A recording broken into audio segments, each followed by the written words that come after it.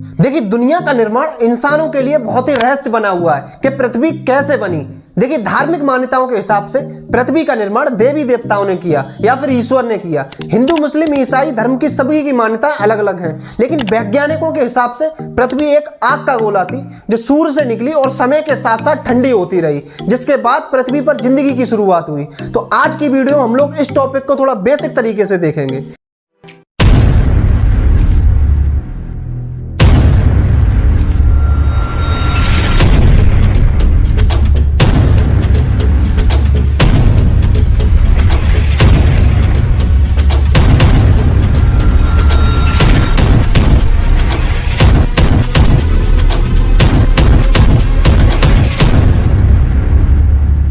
Science के हिसाब से लगभग 5000 साल पहले अंतरिक्ष में बहुत सी गैसें एक साथ मिलने से बहुत भयंकर विस्फोट हुआ, जिससे आग लगने से एक बहुत बड़ा गोला बना जिसे हम सूर्य कहते हैं। यह धमाका बहुत तेज था, जिससे चारों तरफ धूल के कण और गुरुत्वाकर्षण बल की वजह से छोटे छोटे कण टुकड़ों में बदल गए और कई सालों के बाद ये कण आपस में जुड़ने लगे और सौरमंडल बना। 4.54 अरब साल पहले पृथ्वी का तापमान लगभग डिग्री सेल्सियस का था। इस समय धरती पर सिर्फ उबलता हुआ चट्टानें, लावा और कई जहरीली गैसें थी। इस समय जीवन तो नामुमकिन था। पृथ्वी की उत्पत्ति के समय थिया नामक ग्रह पृथ्वी की तरफ बहुत स्पीड पे आ रहा था। यह गति बंदूक से निकली गोली के 20 गुना ज्यादा थी।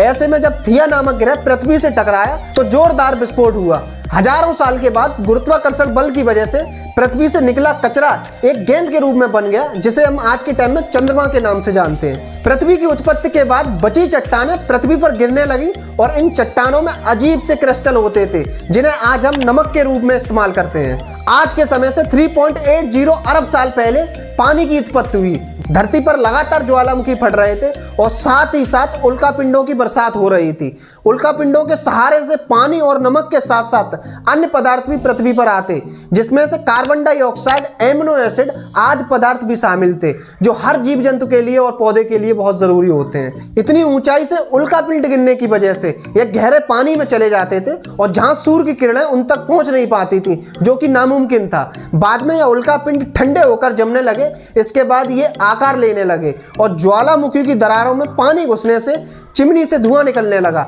जिसके बाद में ये एक तरीके से केमिकल का रूप लेने लगे। इससे पृथ्वी पर सूक्ष्म जीव प्रारंभ हुए। पृथ्वी पर एकल कोश का जीवाणु की उत्पत्ति हुई।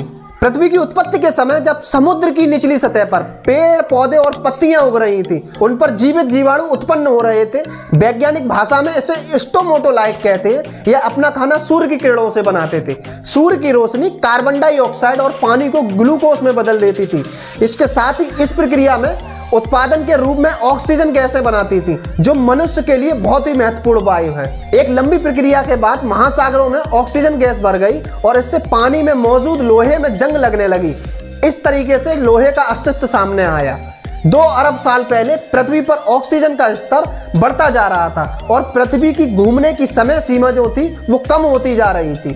आज से 5000 साल पहले दिन 16 घंटे का हुआ करता था। लगभग 7.5 करोड़ साल पहले पृथ्वी के नीचे पिघले हुए लावा उत्पन्न हुआ करते थे, जिसने पृथ्वी को 2 भागों में डिवाइड कर दिया, जो साइबेरिया और गोंडवाना नाम से महाद्वीप बन गए। इतने सालों के बाद भी ज्वालामुखी फटने और जहरीली गैसें निकलना बंद नहीं हो रही थी। इनका सिलसिला जारी रहा था। जहरीली गैसों में कार्बन डाइऑक्साइड सूर्य से निकलने वाली किरणों को अब्जॉर्ब कर लिया करती थी। ऐसे पृथ्वी का तापमान बढ़ने लगा। कुछ हजारों साल बाद पृथ्वी का तापमान घटकर -50 डिग्री रह गया। इससे धरती बर्फ के गोले में तब्दील होने लगी। ज्वालामुखी फटने की प्रक्रिया अभी तक जारी थी, लेकिन बर्फ की वजह से ज्वालामुखी से फटने वाली गर्मी बर्फ को पिघला नहीं पा रही थी। इसके अलावा कोई भी दूसरा तरीका नहीं था जो जहरीली गैसें या कार्बन डाइऑक्साइड को अवशोषित कर सके। सभी चट्टानें और पर्वत बर्फ के नीचे दबे हुए थे। कुछ समय बाद कार्बन डाई गैस बल के रूप में सूर्य की गर्मी से अवशोषित होना शुरू कर दी, जिससे बर्फ पिघलने लगी। इसके बाद पृथ्वी पर दिन 22 घंटे का हो गया।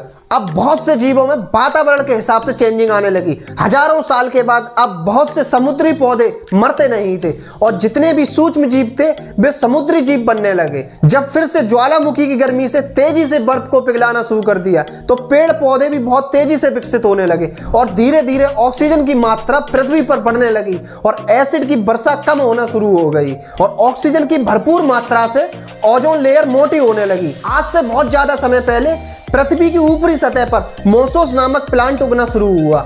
वक्त के साथ साथ पृथ्वी पर अलग अलग तरह के पेड़ पौधे उगना शुरू हो गए। फिर एक टाइम पर पेड़ों की लंबाई 80 फुट से 100 फीट लंबी होने लगी। इस समय समुद्री जानवर समुद्र से निकलकर जमीन पर आना शुरू हो गए। अब पृथ्वी का तापमान के हिसाब से पेड़ पौधे जीव जंतु में रंग और व्यवहार में चेंजिंग आने लगी और आगे चलकर यह डायनासोर का रूप लेने लगे। कुछ डायनासोर जो थे वो पेड़ पौधों को खाना शुरू कर दिया और कुछ डायनासोरों ने कुछ शिकार करना शुरू कर दिया।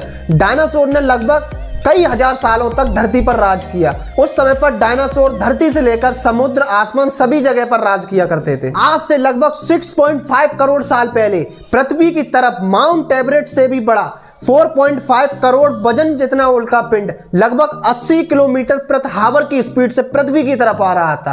पृथ्वी के पास आते ही उसमें भयंकर आग लग गई जो जलते ही सीधा पृथ्वी से टकरा गया। इस विस्फोट की ऊर्जा आज के समय 10 करोड़ से भी ज्यादा परमाणु बम फटने के बराबर थी। कुछ ही समय में इस विस्फोट से पृथ्वी को आग ने चारों तरफ से घेर लिया और पृथ्वी पर धूल ही धूल हो गई। आग की गर्मी की वजह से डायनासोर जलकर खाक हो गए और कुछ डायनासोर भूख की वजह से मर गए और कुछ भूकंप की वजह से समुद्र में सुनामी आने की वजह से खत्म हो गए और डायनासोर पूरी तरीके से खत्म हो गए। डायनासोर का अस्तित्व पृथ्वी पर पूरी तरीके से खत्म हो गया। लेकिन कुछ जीव जमीन के अंदर रहा करते थे जिसकी वजह से जीवित रहे। लेकिन पृथ्वी का तापमान पूरी तरीके से खराब हो गया था। कई हजार साल के बाद पृथ्वी का वातावरण सही होना शुरू हो गया और पृथ्वी पर पेड़ पौधे फिर से हरे भरे होने लगे। समय के बदलते ये जीव बंदर में कन्वर्ट हो गए। धीरे धीरे खाने की तलाश में ये बंदर 2 पैरों पर चलना शुरू हो गए और दूसरे जानवरों को मारकर खाने लगे।